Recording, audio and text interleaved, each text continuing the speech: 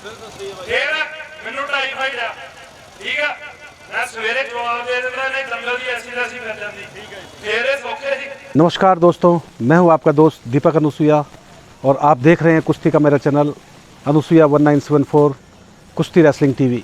जैसे कि मैंने आपको बताया, दंगल का सीज़न शुरू हो चुका है और देश भर में दंगल शुरू हैं, बड़ी बड़ी कुश्तियां हो रही हैं। दोस्तों, कुश्ती का मीडिया भी बहुत आगे आ चुका है अब, और मोस्टली हमको लाइव कुश्तियां देखने को मिल जाती हैं। लाइव देखते हैं या बाद में अपलोड करके देखी जाती है, तो हम लोग बहुत कमेंट्स देते हैं। दोस्तों, दंगल में कमेंटेटर होते हैं, वो भी बहुत बोलते हैं कुश्ती के बारे में, दंगल कमेटी के बारे में, पहलवानों के बारे में। पहलवान होते हैं जो दंगल में आते हैं, चुपचाप लड़ते हैं और हारते या जीतते हैं या बराबर रहते हैं और फिर चले जाते हैं। किसी भी कुश्ती पर जब कंट्रोवर्सी हो जाती है, पहलवान उस बारे में क्या सोचता है, अभी तक मीडिया ने इसको कवर करने की कोशिश नहीं की है। तो दोस्तों, एक ऐसी कुश्ती है, आप जानते हो कि जस्सा पट्टी उमेश के साथ कुश्ती हुई थी, सारसा नंगल में हार गए थे, फिर दोबारा उनकी कुश्ती उमेश पहलवान के साथ हुई जो बराबर रही। और इस कुश्ती पर जो बराबर रही है उस पर जस्सा ने अपने विचार व्यक्त किए।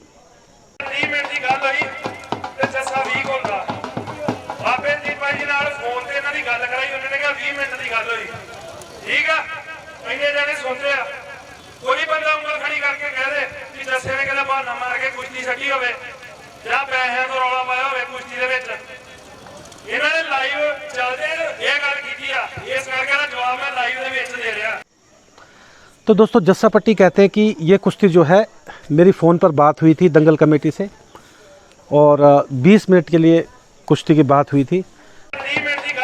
मोस्टली जो पंजाब के पहलवान हैं वो समय ज़्यादा ही मांगते हैं, तो कोई वजह रही होगी जो जस्सा पट्टी ने 20 मिनट मांगी, और उसकी वजह वो बताते हैं कि उन्हें टाइफाइड था।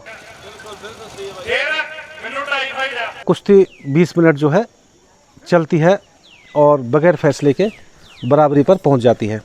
उसके बाद दंगल कमेटी जो है आपस में डिस्कशन करती है। यहाँ पर जस्सा पट्टी बताते हैं कि मैंने उनसे कहा कि 20 मिनट की कुश्ती थी तो 20 मिनट कराइए, तो दंगल कमेटी कहती है कि नहीं, 5 मिनट और कुश्ती करिए।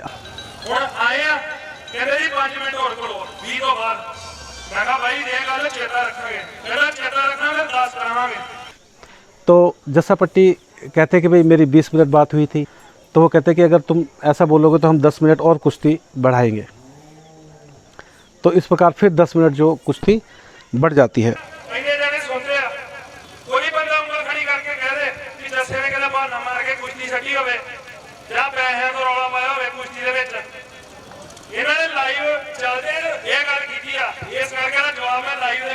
जस्सा पट्टी हाथ में माइक लेकर दर्शकों से पूछते हैं कि दर्शकों, क्या मैं कमज़ोर पड़ा, क्या मैंने कुश्ती ठीक नहीं लड़ी, क्या मैं मैदान छोड़कर भागा, या मैंने पैसे के लिए कोई रोला किया, मेरी तबीयत ख़राब थी, मुझे टाइफाइड था, 20 मिनट का टाइम दिया गया था, उसके बावजूद भी मैंने 10 मिनट और कुश्ती लड़ी। तो ये एक पक्ष है पहलवान का।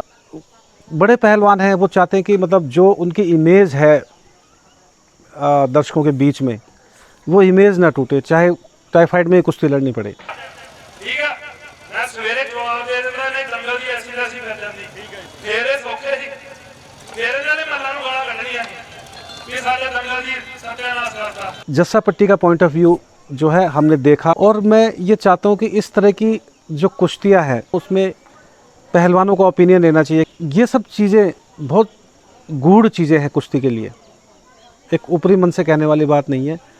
जब जो लोग कुश्ती के लगातार जो कुश्ती को देखते हैं, दर्शक पहलवानों को पहचानते हैं, फैंस हैं पहलवानों के, वो इस बात को समझने की कोशिश कर सकते हैं कि हाँ भाई, आज जो है इस पहलवान का दिन नहीं था, या ये पहलवान बहाना कर रहा है, या जो जीता हुआ पहलवान है उसकी तैयारी अच्छी है। तो इस तरीके से हम और बेहतर पहलवानों की जो है नस्ल, और बेहतर पहलवानों के एक और सिस्टम, एक और बेहतर पहलवानों का एक और वर्ग देख पाएंगे। तो जस्सा पट्टी ने एक एग्जाम्पल दिया है कि दंगल के बाद जो है बेशक पहलवानों से बात होनी चाहिए। तो दोस्तों, आइए देखते हैं कि ये कुश्ती कैसे बराबर रही। तो दोस्तों, हाथ मिलाकर ये कुश्ती शुरू होती है। तो बड़ी कुश्ती है दोस्तों, जैसा कि हम जानते हैं, शुरुआत में पहलवान हाथ चलाते हैं, गर्म होते हैं, तो 2-4 मिनट तो स्टैंडिंग में ऐसे गुजर जाते हैं। दोस्तों, कुश्ती के चौथे मिनट में हमें एक्शन देखने को मिलता है और उमेश पहलवान कुछ लेग अटैक लगाने की कोशिश करते हैं। जस्सा डिफेंसिव हैं तो बहुत अच्छी तरह से बचाव करते हैं और फिर एक बार खड़े खड़े कुश्ती चलती है, पसीना आने लगता है पहलवानों को।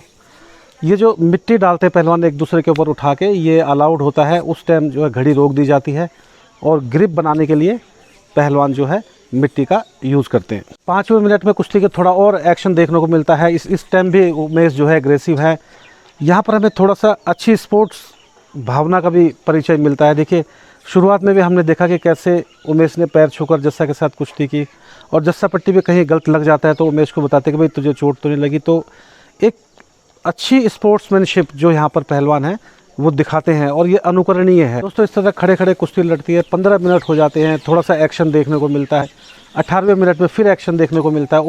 दोस्तों इस तरह कुश्ती खड़े खड़े जो है 20 मिनट जो हो जाते हैं और 20 मिनट होने के बाद कुश्ती रोक दी जाती है और पहलवान आपस में विचार विमर्श करते हैं। दंगल कमेटी के मेंबर्स वहाँ पर आ जाते हैं। तो वो जो बात होनी है अब कि कुश्ती कितनी देर होगी और इसी बात को लेकर कंट्रोवर्सी बन जाती है, वो बात जो है इस दौरान होती है।